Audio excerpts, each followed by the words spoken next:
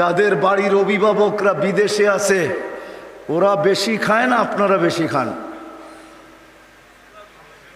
কামায় বেশি কে? যে প্রবাসে আছে, ঠিক না? খায় বেশি কে? কে খায় বেশি? ওরা বেশি খায়। হ্যাঁ, ও তো কামায়, খাইতে দেয় না আল্লাহ। এটাই সিস্টেম। কামাবে, খাইতে পারবে না। রাগ হয়ে যায় না। আমরা প্রবাসীকে থেকে বহুত কাছের থেকে দেখি। আমার কাজই তো হলো দুনিয়া ঘোরা। আমি গত মাসের 23 তারিখে আসছি আমেরিকা থেকে। সারা প্রদেশ ঘুরাই আমার কাজ। আমি চিনি, জানি। সারাদিন পরিশ্রম করে যখন আসে তো পিঠটা বলে বিছনা দে, চোখটা বলে ঘুম দে, শরীরটা বলে আরাম দে। তখন এমনও পর্ব আসে শুধু একটা ডিম কোনো মতে বাইজা খায়া ঘুমায় যায়। এমনও দিন আসে পুরান তরকারি ফ্রিজ থেকে বাইর করে কোনো মতে একটু খায়া ঘুমায় যায়। সকালে আবার রিল্যাক্স হয়ে কাজে যাইতে হবে। 1 তারিখ আসলেই বাড়িতে পয়সা পাঠাইতে হবে। বিদায় তার সারাদিন চিন্তা থাকে 1 তারিখে কি করে সবার চাহিদা পূরণ করব। বিদায় সে কামায়, খাইতে পারে না। রাগ হয় না কিন্তু, আমি বুঝানোর জন্য নিয়ে যাইতেছি একটু পিছের থেকে। চিটাগাঙ্গের তো মাটির ঘর কয়েকদিন পরে ইতিহাসের একটা পর্ব হবে, জাদুঘরে একটা স্থান হবে। নইলে চিটাগাঙ্গে তো মাটির ঘরেই বেশি ছিল, ঠিক না? কি বলেন? হ্যাঁ, কি রাগ হয়ে গেলেন? ছোটবেলা তো আমিও দেখছি, এই দেশে তো আমিও অনেকদিন ছিলাম। পড়ালেখার জমানায় তো ঘুরে ঘুরে দেখছি মাটির ঘরই বেশি ছিল। এখন মাটির ঘর বিলুপ্ত। যারাই প্রবাসে যায় আল্লাহ বানানোর তৌফিক দিছে, আরও দেখ। আমার বিরোধিতা নাই, বুঝানোর জন্য বলতেছি। তারা থাকে কতক্ষণ আর আপনারা থাকেন কতক্ষণ? আল্লাহ বলে বানাবে, তোমাকে থাকতে দিব না। জমাবে, তোমাকে ভোগ করতে দিব না। এটাই সিস্টেম। আল্লাহ বলে তুমি আর কি খাওয়ার পড়ো, তোমার জন্য সবাইকে আমি পালতেছি। তুমি হারাইলে তো হারাইলে কি করে? এটা আল্লাহর অভিযোগ। কুতিলাল ইনসানু মা আকফারা। ও মানুষ, তুমি কি করে হারায় গেলা? তুমি কি করে হারায় গেলা? ব্যথা পায়েন না দিলে। আমি বুঝানোর জন্য বলতেছি। আজকে আমি এয়ারপোর্ট থেকে পতেঙ্গা হয়ে আসতেছিলাম, নতুন যেটা সমুদ্রের পাড় দিয়া রোড। জ্যামের জন্য আমাকে 1 ঘন্টা দেরি করতে হয়েছে। আমি গাড়ির ভিতরে বসে এটাই ভাবতেছিলাম যে হায় হায় হায় হায়, মানুষের জন্য পা দেওয়া যায় না। এর ভিতরে হাজারো লোক পাওয়া যাবে যাদের প্রিয়জনরা প্রবাসে আছে।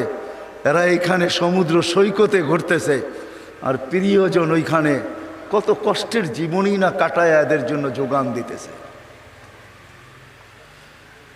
রাগ হয় না? আমাদের উচিত যারা বাহিরে আছে ওদের জন্য 24 ঘন্টায় সেজদায় পড়া দোয়া করা। দিনের ভিতরে 10 বার না হলেও ওদের জন্য হাত উঠানো, যে আল্লাহ ওদেরকে সুখে রাখে, শান্তিতে রাখে। আমাদের দ্বারা শোভা পায় না এটা। আমি দুঃখে বললাম, দেখছি তো চোখে, আমার দিলে খুব ব্যথা লাগছে। তো যেটা আমি বুঝাইতেছি, আমাদের এখানে থাকা যাবে না, চলে যেতে হবে। চলে যেতে হবে। কেউ থাকে নাই, আমরাও থাকবো না। যদিও আজকে আমাদের বিচরণ জমিনে, অচিরেই আমরা চলে যাব।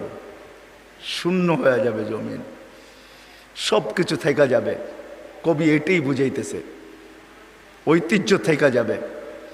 যদিও কবি আগে বুঝায়, तुझे बचपन ने बरसों खिलाया, जवानी ने मजनू बनाया, बूढ़ा पे आके फिर क्या क्या सताया, अजल तेरा कर देगी बिल्कुल सफाया। মৌত আসতে দেরি, সব কিছু হারায় যেতে দেরি হবে না। আমিও একটা জগতে হারায় যাব, সব কিছু আমার সামনের থেকে হারায় যাবে, সব চলে যাবে। যদিও নিশা আমাদের মাথার থেকে এখনো যায় নাই। तुझे दुन्हाई के रहूं सबसे आला, हो जीनत निराली हो फैशन निराला, यूं ही जिया करता है क्या मरने वाला, तुझे हुस्न ज़ाहिर ने धोखे में ढाला।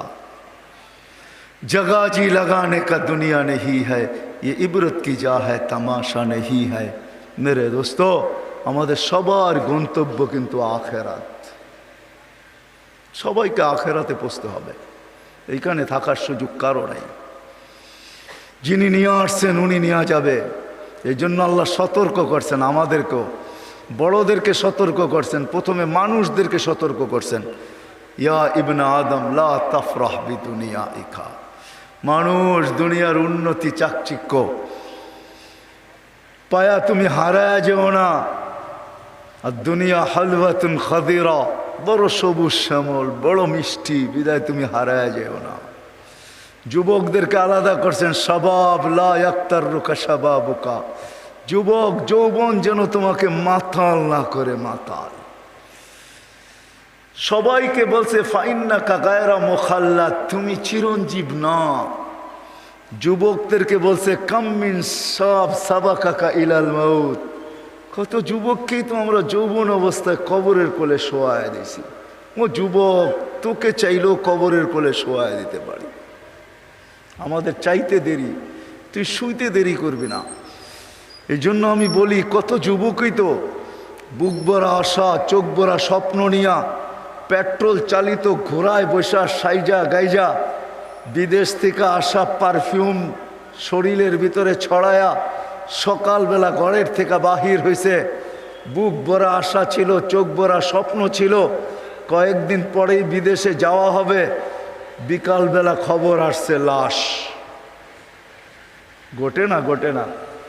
আল্লাহর কথাই সত্য। আল্লাহ এই জন্য প্রত্যেককে সতর্ক করতেছেন, নারী পুরুষ নির্বিশেষে সতর্ক। ফাইন্নাকা গায়রা মুখাল্লাদ, তুমি চিরঞ্জীব না। যুবক যুবতীদেরকে সতর্ক, ফাইন্নাকা কাম মিন শাব সাবাকাকা ইলাল মাউত। কত যুবককেই তো আমরা যৌবনের কোলে শোয়ায় দিলাম, তোমাকেও শোয়ায় দিতে পারি।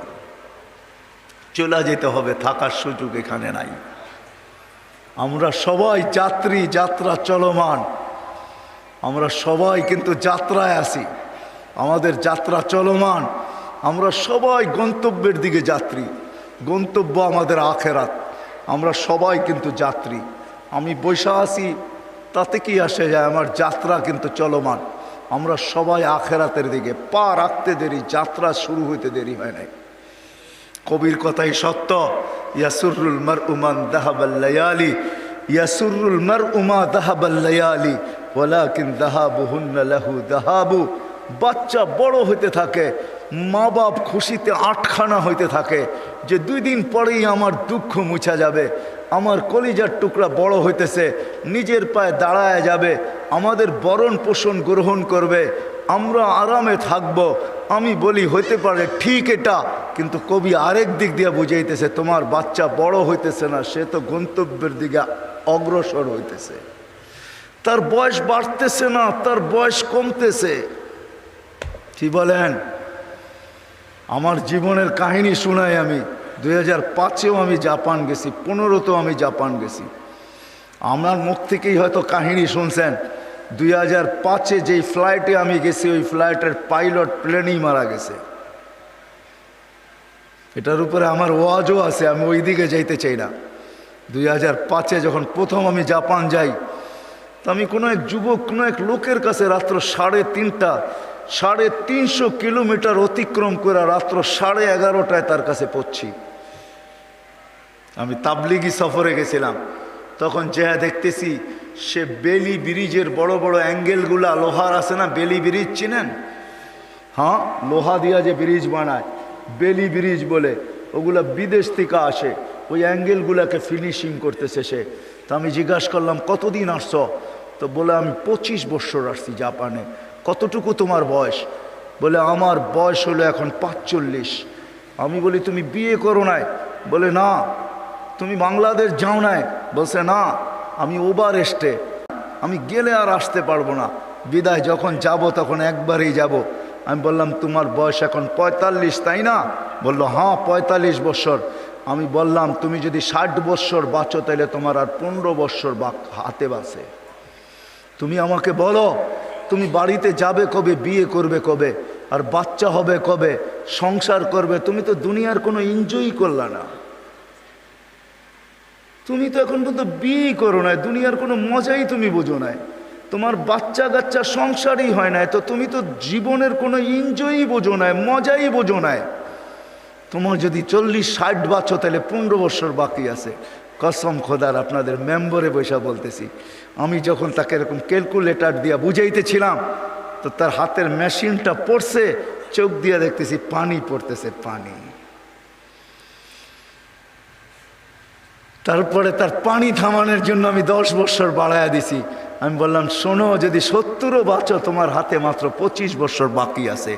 তুমি 25 বছর কামাইছো, তুমি এখনো জীবনের কোনো মজা বোঝো না। বিয়ের পরে ফ্যামিলিগত একটা এনজয় আর মজা, এটা তুমি এখনো বোঝো না। তুমি খালি দেখতেছো ইয়াং, তুমি খালি দেখতেছো মাং, তুমি টাকা দেখতেছো আর কিচ্ছু দেখতেছো না।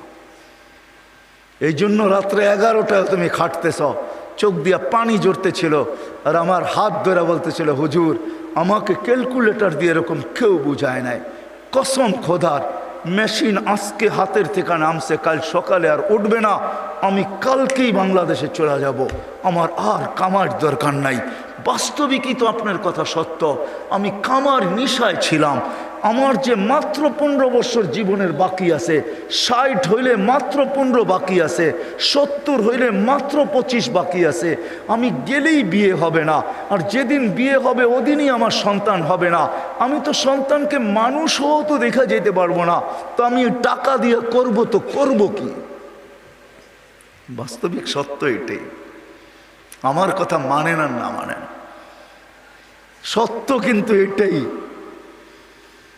সত্য এটা। আমি তাকে সান্ত্বনা দিতে বাধ্য হয়েছি যে আমি দোয়া করব তোমার জন্য। সে ওর পরের দিনই দেশে চলে আসছে, বিক্রমপুর তার বাড়ি ছিল।